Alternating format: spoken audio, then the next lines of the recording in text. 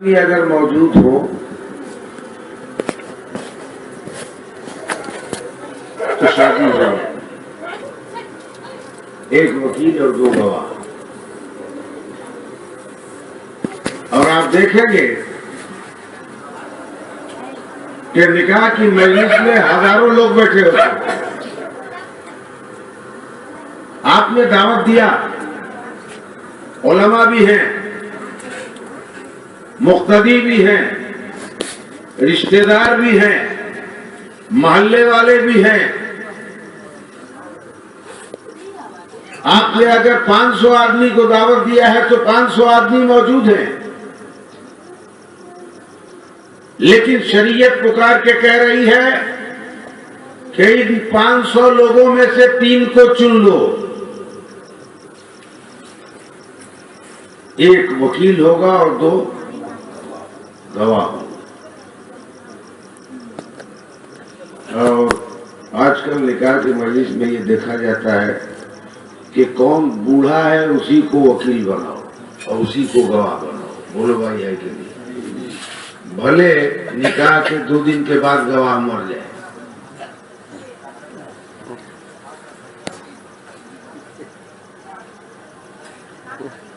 شادی کی مجلس میں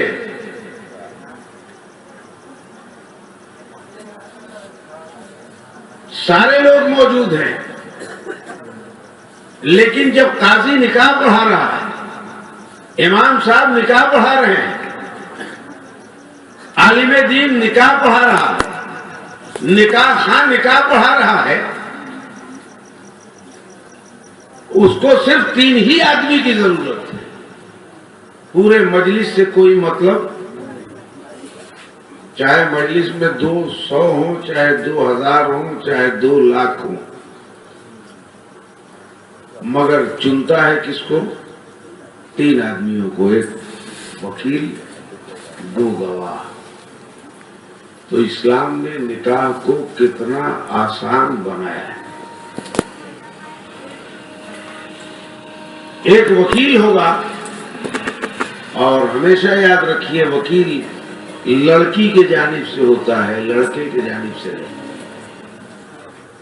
وکیل جو ہوتا ہے اپنے نکاح کا وکیل مقرر کرنے کا حق عورت کو ہے۔ عورت اپنے نکاح کے وکیل کو اجازت دیتی ہے، اس لیے وکیل جا کے کہتا ہے کہ میں تمہارے نکاح کا وکیل ہوں اور یہ میرے دونوں گواہ ہیں، ان دونوں گواہوں کو سامنے رکھ کے میں تم سے تمہارے نکاح کا اتنے مہر کے عوض اجازت چاہتا ہوں۔ تو لڑکی اجازت دیتی ہے، پھر مجلس میں آ کے نکاح کا اختتام کیا جاتا ہے، خطبہ پڑھا جاتا ہے، دعا کی جاتی ہے، چھوارے بڑھے جاتے ہیں۔ یہی ہوتا ہے۔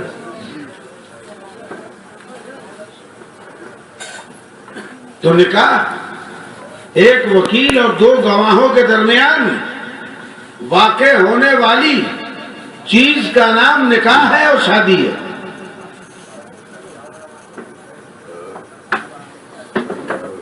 اور جس بنیاد پہ نکاح ہوتی ہے وہ ہے مہر، اور مہر جو ہے وہ عورت کا حق ہے۔ مہر کیا ہے؟ بھائی زور سے بولیے، آپ کو یاد رہے۔ ہمارے نوجوان لوگ بھی سنیں، جن کی شادی ہو گئی ہے وہ بھی سنیں، جن کی نہیں ہوئی ہے وہ بھی سنیں۔ مہر کیا ہے؟ عورت کا حق ہے۔ لیکن بڑے افسوس کی بات ہے کہ جب لوگ مجلس میں نکاح کی تاریخیں متعین کرنے بیٹھتے ہیں تو ساری چیزوں کو تو بڑھاتے ہیں اور مہر کو گھٹاتے ہیں۔ بڑے شرم کی بات ہے۔ مہر عورت کا حق ہے۔ میں نے بہت سی شادیوں کی تاریخوں میں لکھا ہے، دیکھا ہے۔ کیوں؟ آپ سب لوگ ہوتے ہوں گے جو اس میں عمر دراز لوگ ہیں، آپ غور کریں گے تو آپ کو معلوم ہوگا کہ ساری چیز میں بڑھوتی ہوگی، اور جب مہر کا معاملہ آئے گا تو کیا کم کیجیے گا، زیادہ ہے۔ ابے تو کون ہوتا ہے مہر کم کرنے والا؟ یہ تو عورت کا حق ہے، مہر مقرر کرنا یہ لڑکی کا حق ہے، لڑکے والوں کا حق نہیں ہے۔ اگر آپ کو منظور ہے اس مہر پہ تو نکاح کرو، ورنہ آپ اپنے گھر ہم اپنے گھر۔ یہ ہے شادی کا اصول اور شریعت کا حکم، لیکن مسلمان چونکہ اس کو جانتے نہیں اس لیے اس پہ عمل نہیں کرتے،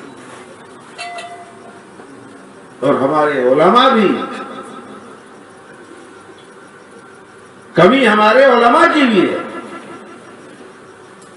ساری مجلسوں میں ایک ہی تقریر کرتے ہیں، دوسرا کوئی موضوع ہے ہی نہیں۔ حالانکہ شریعت یہ بتاتی ہے کہ جیسی مجلس ہو ویسے ہی ذکر ہونا چاہیے۔ غلط تو نہیں بول رہا؟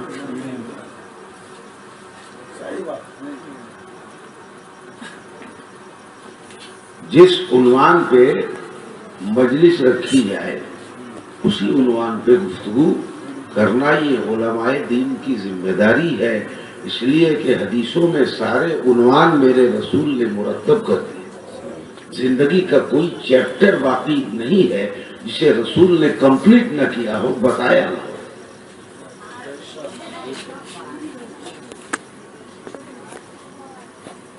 تو مہر مقرر کرنا یہ عورت کا حق ہے، اور مہر ادا کرنا یہ شوہر کا حق ہے۔ کچھ مجلسوں میں تو ہم نے بولتے ہوئے سنا، ارے رکھنے نہ دو بھائی، جتنا جی چاہے رکھ لے، کون لیتا ہے اور کون دیتا ہے؟ نہیں بولتے ہیں لوگ؟ ہم سنوا دیں گے، ہمارے ساتھ چلیے نا، ہم تو جاتے رہتے ہیں۔ کون لیتا ہے اور کون؟ یاد رکھو یہ عورت کا حق ہے، اگر تم نے دنیا میں ادا نہیں کیا تو قبر میں ادا کرنا پڑے گا، قبر میں ادا نہیں کیا تو قیامت میں ادا کرنا پڑے گا۔ ایک قرضدار، اگر آپ نے کسی سے قرضہ لیا اور بغیر دیے ہوئے اگر آپ مر گئے تو قیامت کے دن اللہ آپ کی نیکیوں میں سے کاٹ کے اس کو دے دے گا، آپ کی نیکیاں کم ہو جائیں گی، اس کی نیکی زیادہ ہو جائے گی۔ ٹھیک اسی طرح مہر کا مسئلہ ہے، آپ نے اگر اپنی بیوی کا مہر ادا نہیں کیا اور آپ مر گئے تو کل قیامت کے دن وہاں بیوی اور شوہر کا رشتہ نہیں چلے گا، بیوی خود خدا کی بارگاہ میں کہے گی، اے اللہ یہ میرا شوہر ہے، دنیا میں اس سے مہر مقرر ہوا تھا، پروردگار عالم میری نیکیوں میں کمی ہے، مہر کے بدلے اس کے نامہ اعمال کی نیکیاں مجھے دے دی جائیں۔ اللہ کہے گا ہاں آج فیصلے کا دن ہے، میں حق فیصلہ کروں گا، اس لیے اس نے مہر اپنی بیوی کا دنیا میں ادا نہیں کیا تھا، اس کے مہر کے بدلے اس کی تمام نیکیاں کاٹ کے عورت کو دے دی۔ لوگ کہتے ہیں کون لیتا ہے کون دیتا ہے؟ میاں سنو، اگر آپ نے بیوی کا مہر ادا نہیں کیا تو آپ گنہگار ہیں۔ اس سے بھی آگے کچھ باتیں ہیں مہر کے سلسلے جو میں بتانا نہیں چاہتا۔ مہر کے بدلے ہی بیوی جائز ہوتی ہے، صرف نکاح پڑھا رہے سے بیوی جائز؟ نکاح کی مجلس ہے، آدھا ہی گھنٹہ بولوں گا لیکن نکاح کے متعلق، اس لیے کہ آج ٹی وی چینلوں پہ آپ دیکھیں گے تو طلاق کا بڑا معاملہ چلا ہوا ہے، بڑے بڑے اینکر آ رہے ہیں اس کے خلاف بول رہے ہیں، اسلام ظلم کر رہا ہے، مسلمان ظلم کر رہے ہیں، بولو ہے کہ نہیں؟ تو عوام کو جاننا ضروری نہیں ہے؟ کون بتائے گا آپ کے کوئی مسائل کو؟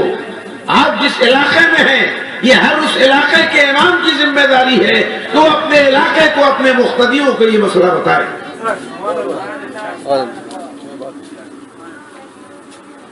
خالی دن رات دیوبندی وہابی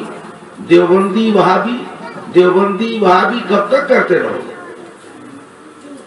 تمہاری روٹی چھیننے آ رہا ہے دیوبندی، وہ اپنے راستے چل رہا ہے، تو اپنے راستے چل، اپنے درست نہیں ہے دوسرے کو بول لے جا رہا ہے۔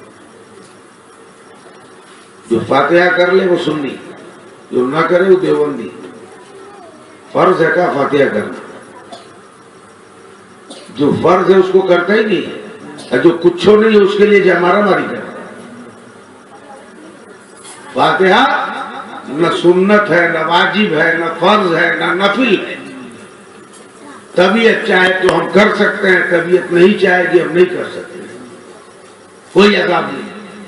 کریں گے ہمارا فائدہ، کریں گے ہمارا فائدہ ہے، بزرگوں سے ہمارا رشتہ جڑے گا، روحوں سے ہمارا تعلق پیدا ہوگا، ہماری روح کو بالغی ہوگی۔ بزرگوں نے اس لیے فاتحہ کو دیا ہے، لیکن ہم نے جن بزرگوں نے ہمیں نیاز دیا انہی بزرگوں نے ہمیں نماز بھی دیا ہے۔ ہم نے نیاز کو پکڑ لیا، نماز کو چھوڑ دیا۔ ہر گھر میں نیاز ہے، 20 بیوی کا نیاز، 15 بیوی کا نیاز، 2.5 بیوی کا نیاز، جو کہیں نہیں ہے وہ بھی نیاز ہے۔ جاہل عورتیں بجائے ثواب کے عذاب بول رہی ہیں۔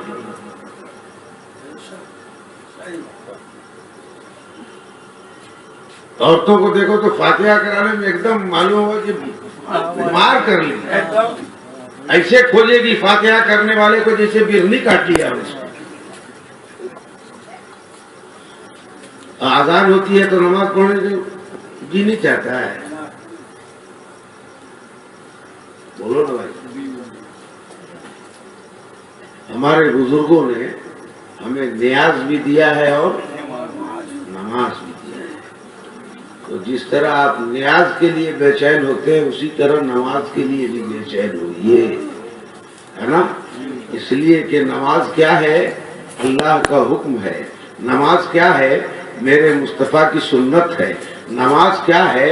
فاطمہ کے آنکھوں کی ٹھنڈک ہے۔ نماز کیا ہے؟ حسن و حسین کی پیاری چیز ہے۔ نماز کیا ہے؟ علی سے نماز کی معرفت پوچھو، فاطمہ سے نماز کی معرفت پوچھو، رابعہ سے نماز کی معرفت پوچھو۔ یہ وہ عورتیں ہیں جو اللہ سے عرض کرتی ہیں خدا بندہ رات کو اتنی لمبی کر دے کہ ہم رات بھر عبادت کرتے رہے اور کبھی صبح نہ نکلے، تیرے سجدے میں ہماری رات گزر جائے۔ یہ عورتیں، خیر یہ پھر الگ موضوع ہے۔ میں بتا آپ کو رہا تھا کہ مہر عورت کا حق ہے، بات یہی چل رہی تھی۔ مہر کس کا حق ہے؟ عورت کا۔ آپ دیکھیے گا مر جانے کے بعد کچھ لوگ عورت کے پاس جاتے ہیں اور جا کے بولتے ہیں کہ مہر معاف کر دو۔ ایسا ہوا ہے کہ نہیں ہوا ہے؟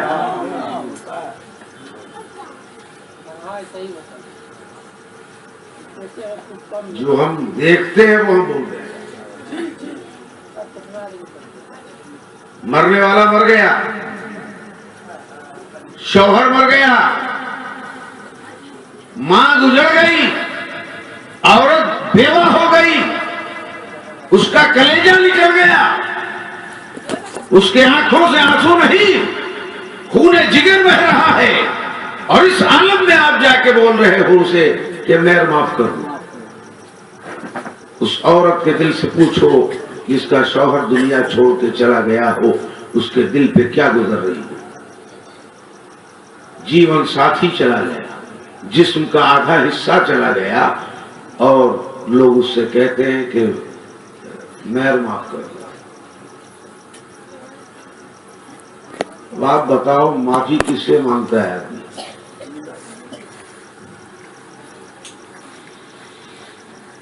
بھائی معافی کب مانگتا ہے آدمی؟ جب اس کے پاس دینے کو کچھ نہ ہو، ہے نا؟ آپ قرض دار ہیں کسی کے اور اگر نہ دے سکتے ہیں تو اس کے پاس ہاتھ جوڑ کے کھڑے ہوتے ہیں، بھائی ہم کو معاف کر دیجیے۔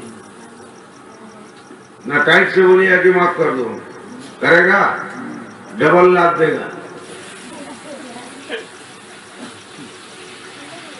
بھائی معاف کرانے کے کچھ اصول ہیں، معاف کرانے کے کچھ ضابطے ہیں، معاف کرانے کے کچھ طریقے ہیں، معاف کرانے کے کچھ راستے بنے ہوئے ہیں۔ اگر آپ کو معافی مانگنا ہے، معاف کرانا ہے تو ہاتھ جوڑنا پڑے گا، عاجزی لانی ہوگی، آنکھوں کو جھکانا ہوگا، کچھ چہرے پہ آپ کو نرمی لانی ہوگی۔ یہ طریقہ ہے معافی مانگنے کا کہ نہیں ہے؟ یہی اصول بتاتا ہے۔ تو عمر بھر جس عورت پہ آپ حکومت کرتے رہے، جب آپ کی لاش سامنے پڑی ہے تو آج آپ کی لاش ہاتھ جوڑے عورت کے سامنے کھڑی ہے کہ معاف کرو۔ یہ شرم کی بات ہے کہ نہیں ایک مرد کے لیے؟ اس لیے شریعت مطہرہ میرے آقا تاجدار مدینہ جناب محمد رسول اللہ صلی اللہ تعالی علیہ وسلم نے فرمایا کہ عورت کا مہر ادا کرو۔ کیا فرمایا؟ عورت کا مہر ادا کرو۔ اچھا ایک بات بتائیے، آپ اس کائنات میں سب سے پہلی شادی کس کی ہوئی؟ حضرت آدم و حوا کی۔ زمین پہ نہیں ہوئی، جنت میں۔ کہاں ہوئی؟ ہمارے ابا اور اماں کی شادی کہاں ہوئی؟ بابا آدم اور ماں حوا، جو سارے آدمیوں کے باپ اور ماں ہیں، ان کا نکاح کہاں ہوا؟ جنت میں۔ نکاح پڑھایا کس نے؟ جبریل نے۔ نکاح کس نے پڑھایا؟ جبریل نے۔ اللہ نے آدم کو پیدا کیا، آدم تنہائی سے گھبرائے، اللہ سے عرض کیا پروردگار عالم میں اکیلا ہوں، میری طرح کسی اور کو پیدا کر دے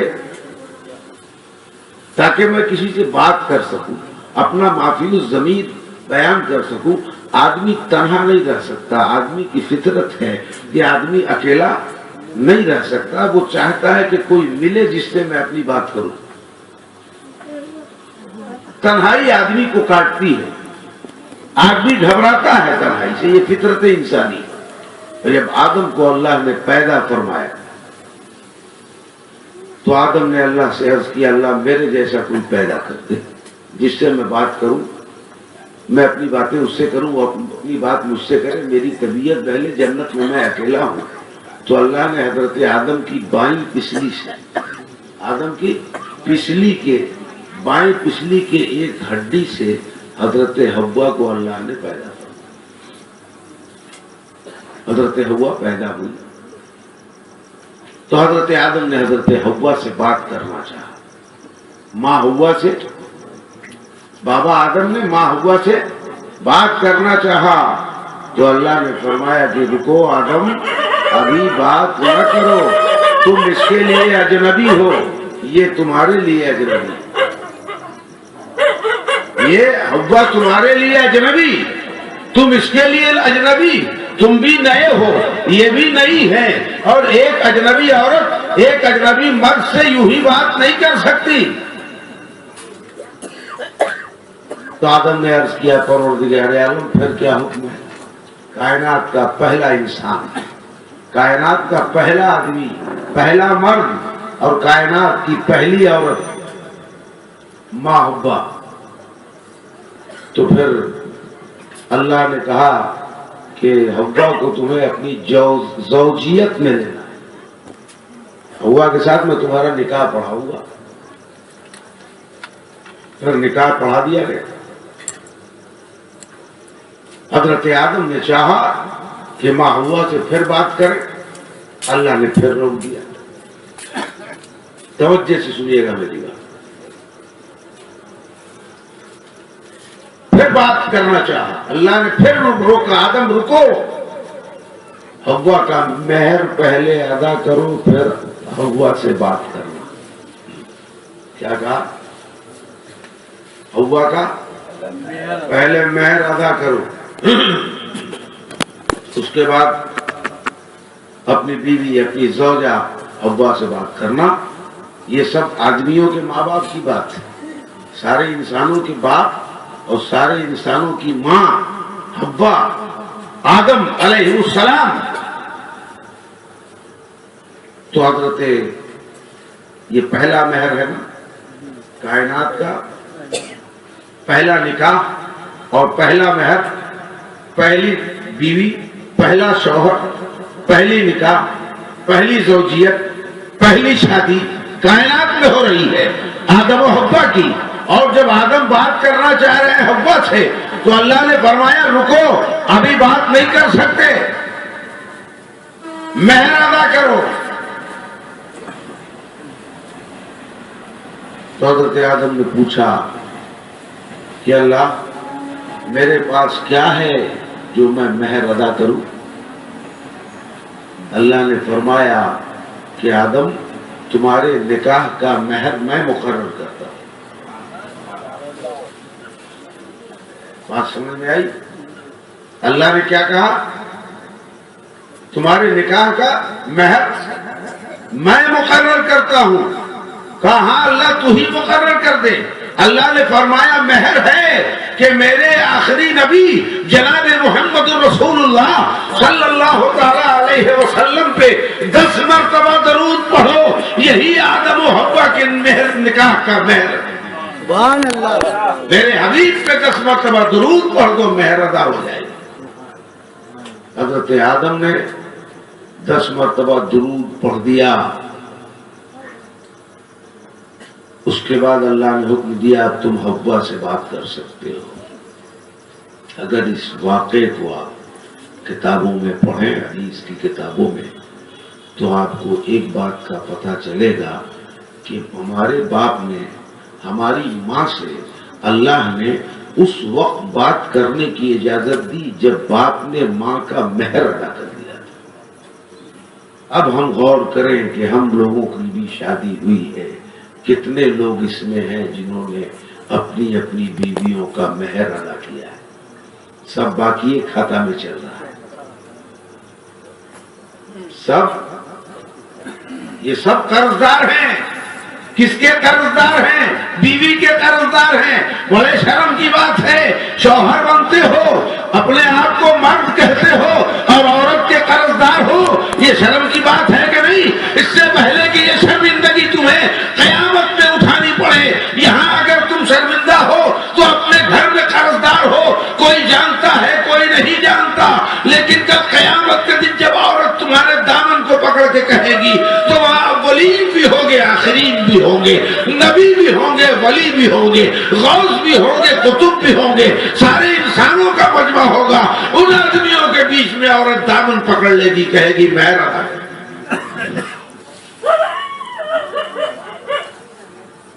کسی کے یہاں اگر کچھ باقی ہے نا تو اسے اکیلے میں بولو تو کچھ نہیں بولتا، لیکن بازار میں اگر بول دیجیے کہ پیسہ لیا دیتا کہ نہیں.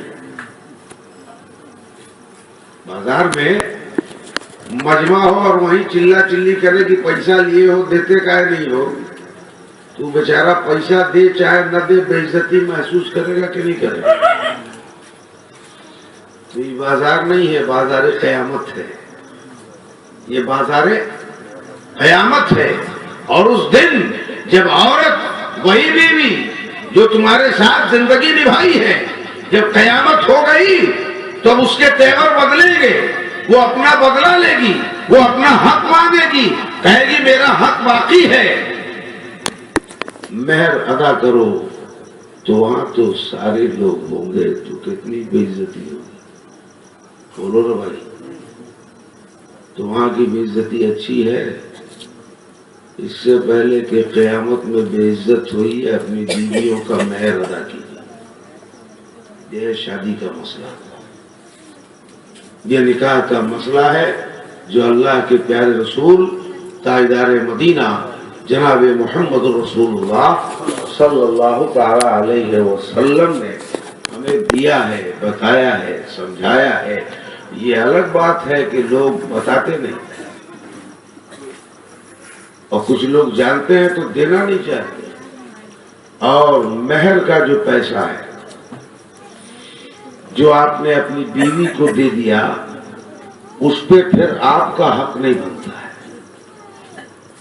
مہر اس کا پارسنل پیسہ ہے، اس کا پارسنل ایسٹ ہے، اس کا پارسنل ایسٹ ہے مہر. وہ جسے چاہے دے دے.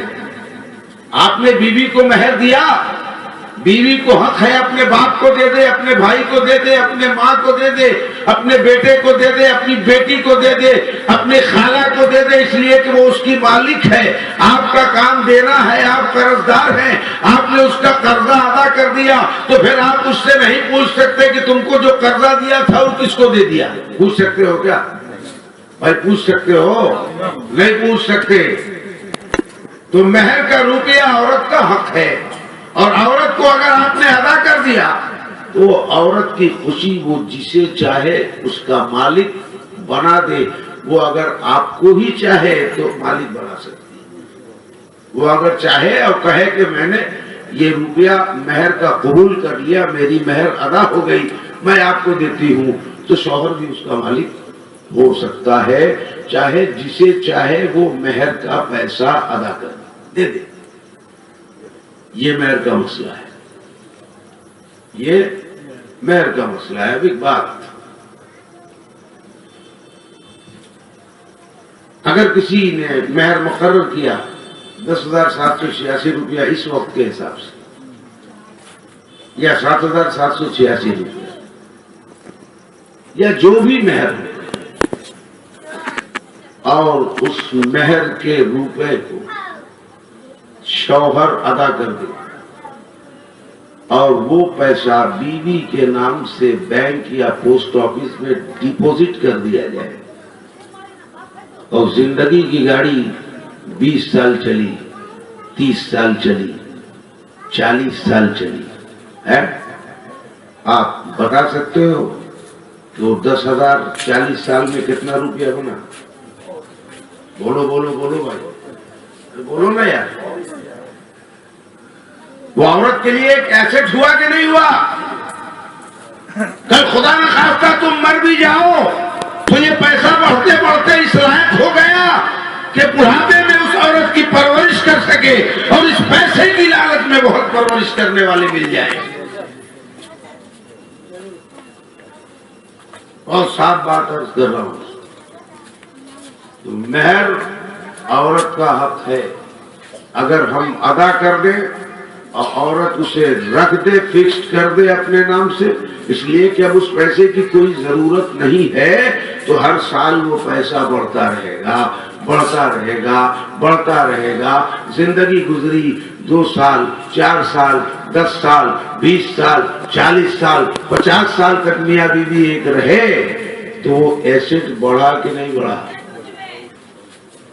اور کبھی اگر شوہر کو ضرورت پڑ گئی اور پھر وہ ادھار لینا چاہا بیوی سے، تو اس سے لے سکتا ہے کہ نہیں؟ تو مہر کا یہ روپیہ کام میں آیا کہ نہیں آیا؟ بہت بڑا کام۔ لیکن آج مہر ادا نہ کرنا،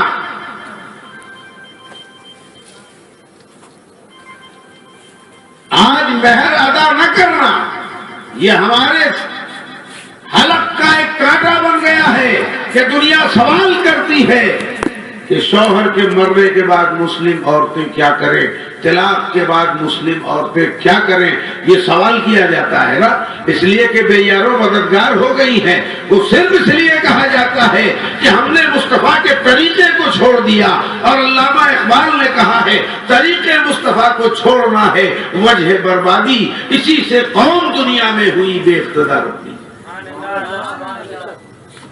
یہ شادی میرے نبی کی سنت، شادی کیا ہے؟ میرے نبی کی سنت ہے، اور مہر یہ حضرت حوا کی سنت ہے، اور مہر ادا کرنا یہ حضرت آدم کی سنت ہے۔ اس لیے شادی کی مجلس میں شادی ہی سے متعلق باتیں ہو تو اچھی بات ہے۔ کچھ ہمارے نوجوانوں کو ہماری باتوں میں سے 10 باتوں میں سے 2 بات بھی یاد رہ گئی اور انہوں نے اس کو یاد کر لیا، تو قیامت کے دن اللہ اسی وسیلے سے ہمیں بخش دے گا، یہ امید ہے۔ اچھی باتیں اگر کسی کو بتائی جائیں اور کچھ لوگ ہی اگر اس اچھی بات کو لے لیں تو انشاءاللہ یہ بات وہ دوسروں تک پہنچائیں۔ دوسرے سے تیسرے تک جب یہ بات پہنچے گی تو میرے لیے نیکی کا ایک سلسلہ بن جائے گا اور اللہ میرے دامن میں اس باتوں کے صدقے میں نیکیاں عطا فرمائے.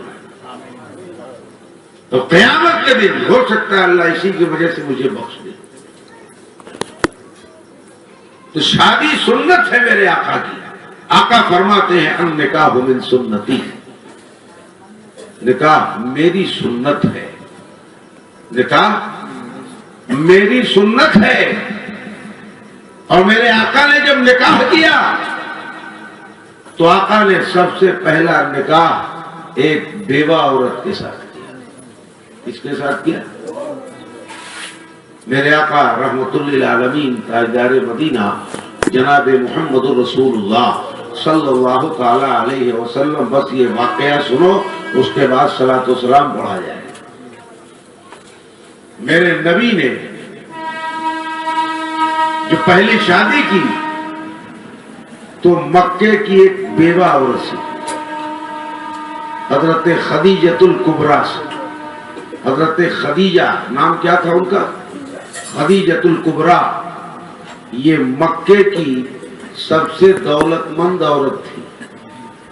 بیوہ تو تھی لیکن دولت ان کے پاس بہت دولت تھی. لوگوں کو دولت پیسہ دے دے کے تجارت کے لیے بھیجتی تھی. بڑے بڑے تاجروں کو انہوں نے تنخواہ دے کے رکھا تھا لوگوں کو، وہ ان کے لیے تجارت کرتے تھے. پیسہ یہ دیتی تھی، پیسہ یہ دیتی تھی، تجارت کا مال آتا تھا، اس کا نفع ان کو ملتا تھا. مکے کی بہت دولت مند عورت کا نام حضرت خدیجۃ الکبریٰ تھا. میرے نبی نے مکے کی سب سے دولت مند عورت سے نکاح فرمایا، وہ بیوہ تھی.